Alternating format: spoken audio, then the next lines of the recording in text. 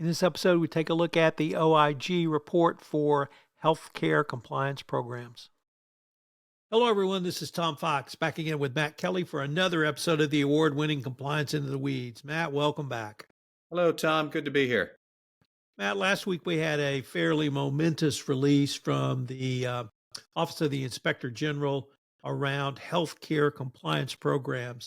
Both of us, I think, have taken at least somewhat of a dive into it, but you've been able to get out a blog post with one of the first things that jumped out at you, and you pick it up from there. Well, yes. So this came out from OIG, I think last Monday, November 6th. And it is a long document, 91 pages. It is not correct for those of us in the outside of the healthcare world to think of this as the Justice Department corporate compliance guidelines, the healthcare version of that. Not really.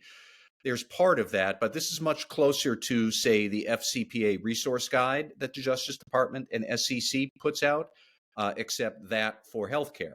As I said, it's a long document. It covers all of the major healthcare compliance statutes that are in the United States. It goes through what a good compliance program looks like. And then the big showstopper, which I think probably is near and dear to the hearts of any compliance officer, is this ringing endorsement for the independence of the compliance officer and really the whole compliance function, where the guidance expressly says that the CCO should not be or report into the legal or finance functions and should not provide legal or financial advice. Moreover, the compliance officer should not be involved in any of the more, I'll call them administrative functions for healthcare. So compliance should not oversee coding or billing or managing contracts or claim resolution or anything like that. It expressly says, whenever possible, the compliance officer's primary job should be running the compliance program. I think that's a direct quote, but it's really this very sharp, unapologetic, crystal clear call for compliance officers to be independent of pretty much everything else and report directly to the CEO and the board about the compliance program. So, Mike, Matt, I like the way you compared it to the Evaluation of Corporate Compliance Programs, or ECCP, because as you correctly noted, it's a very lengthy document and there's a lot in there. But why is this so startling, or why, as you say, quote, OIG's bold step forward, end quote? Well, because Tom, correct me if I'm wrong, but I don't think any other regulator has so unapologetically declared that the compliance officer should be independent of legal and finance and pretty much everything else.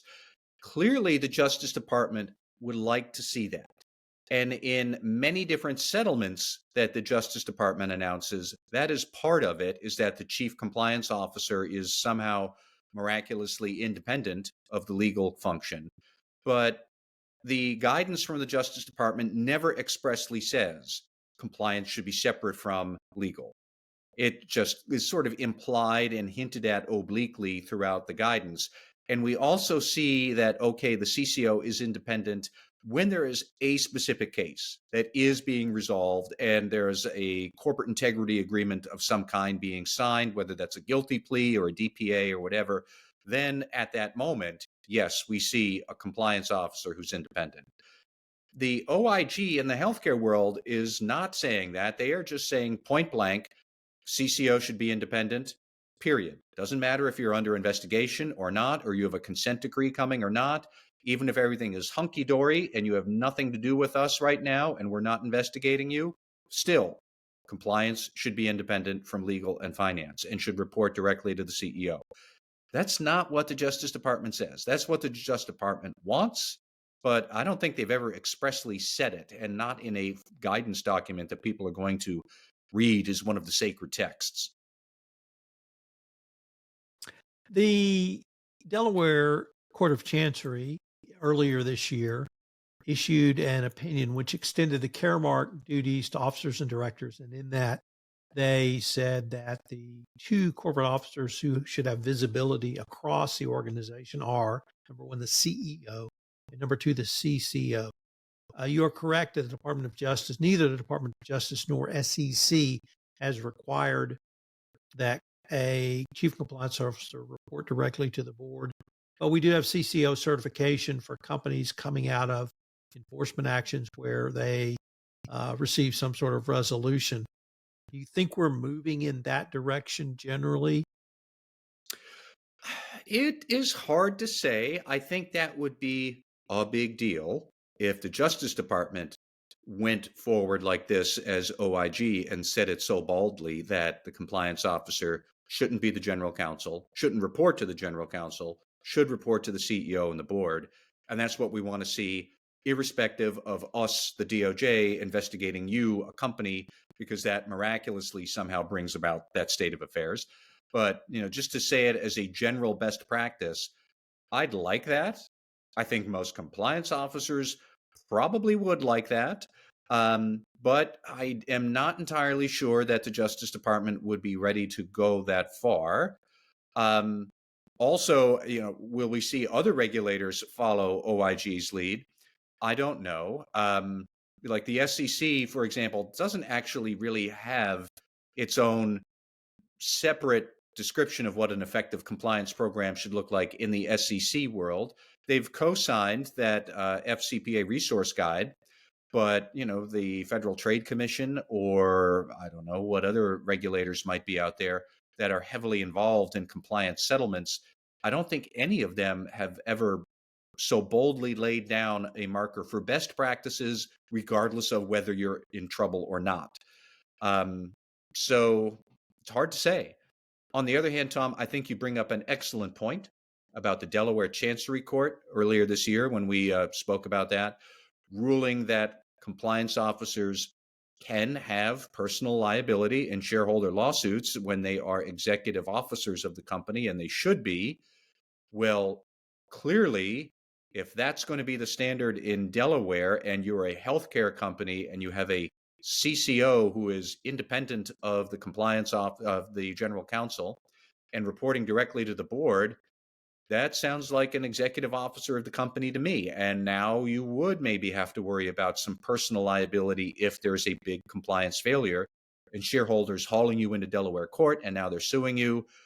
And I don't quite know what to say other than, welcome to the big leagues, Mr. Compliance person or Mr. or Miss Compliance Officer. That's what this means, is with great power comes great responsibility and great liability in this ever litigious nation. So that's another angle we have to think about. Matt, what are some of the things the OIG says a healthcare CCO should do? They basically do say that you should be running the compliance program, and they even come up with a list. Let me see if I can pull it up. So it's a lot about overseeing and monitoring the compliance program and the implementation of it.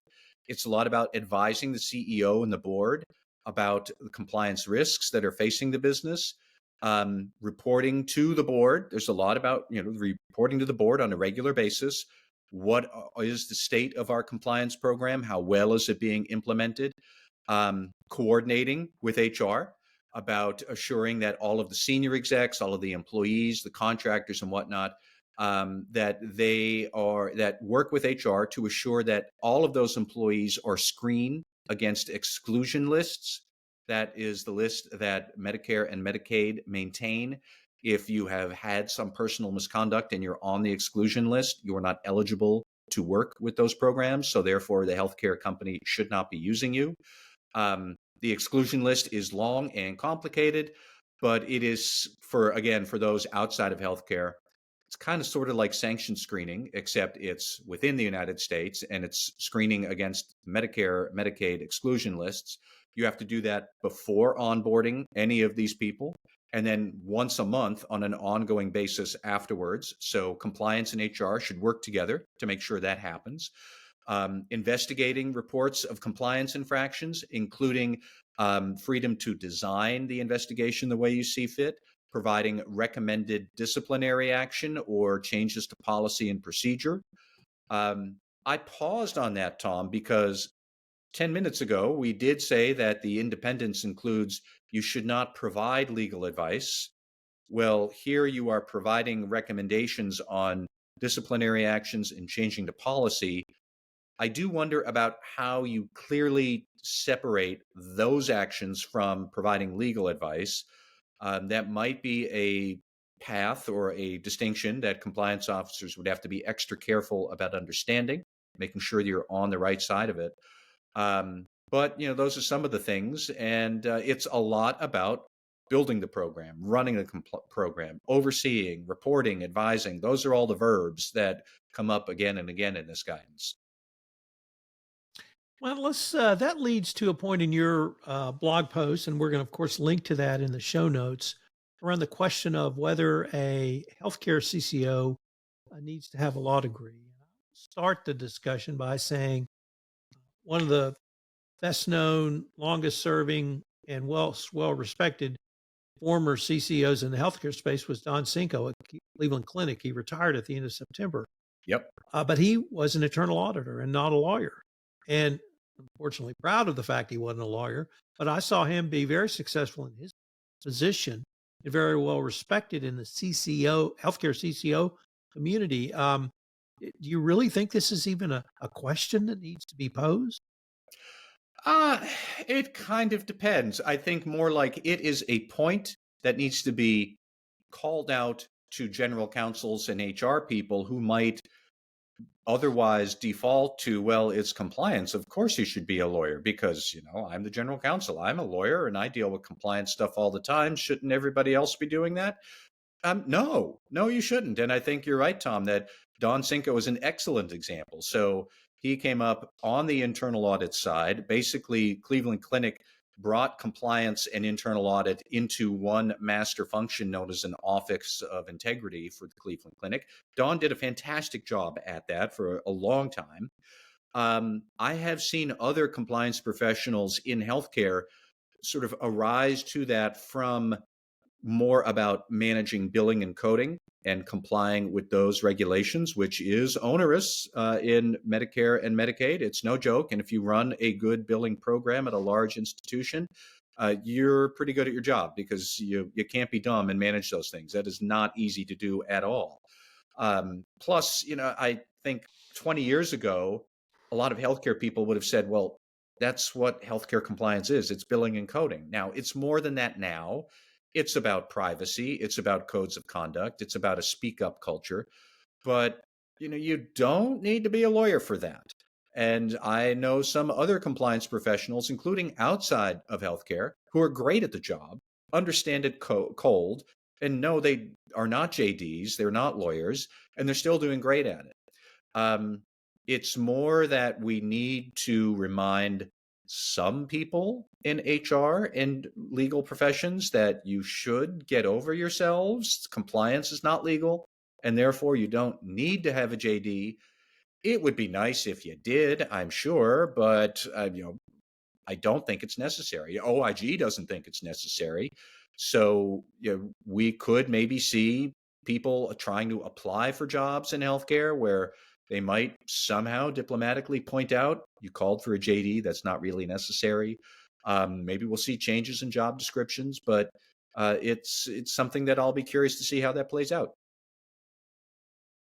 Matt, I guess I was really struck by your bigger picture or the bigger picture when we sat back and looked at um, the Delaware courts expansion of Caremark and what they said about the CCO, the steps that the DOJ has taken with the CCO certification and the additional responsibility of the CCO with this OIG document. I think maybe the trend might be moving towards having that true independence. Would that be I guess, inconsistent with where you see things headed now? It's not at all inconsistent with what these leading voices in the regulatory world want to see. They talk about it all the time. They emphasize the importance of independence and autonomy. OIG is the first one to spell out exactly how that should look on the org chart.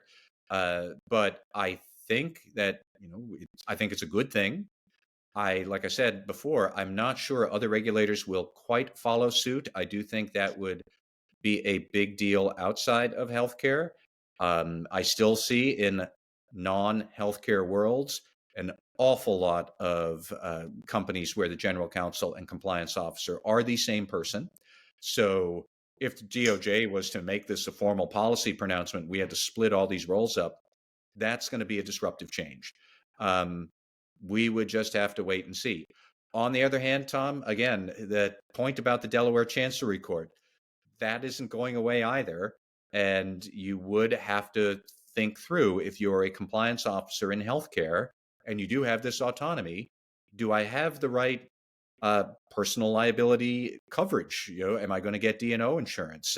Seems to me that would be a reasonable ask if you are reporting directly to the board on something so important. And compliance is top-notch, top concern in healthcare. So how are you going to get that? How would you handle not getting it if the board doesn't want to give it to you?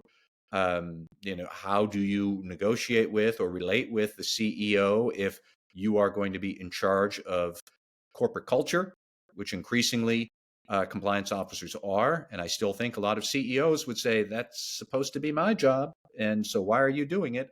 Or, hey, compliance officer, you want to take over culture?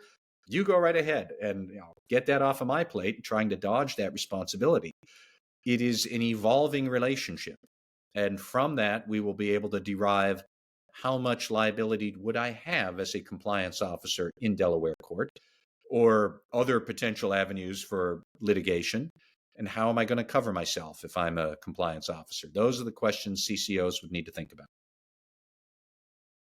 Well, Matt, I am almost sure that we will be exploring this OIG document on later podcast or podcasts. So I can't wait to see what we collectively come up with. Thank you very much, Tom. This is Tom Fox again. I hope you've enjoyed this episode of the award-winning Compliance Into the Weeds. If you've enjoyed this episode, I hope you'll subscribe, rate, and review wherever great podcasts are listened to. Compliance Into the Weeds is a production of the Compliance Podcast Network.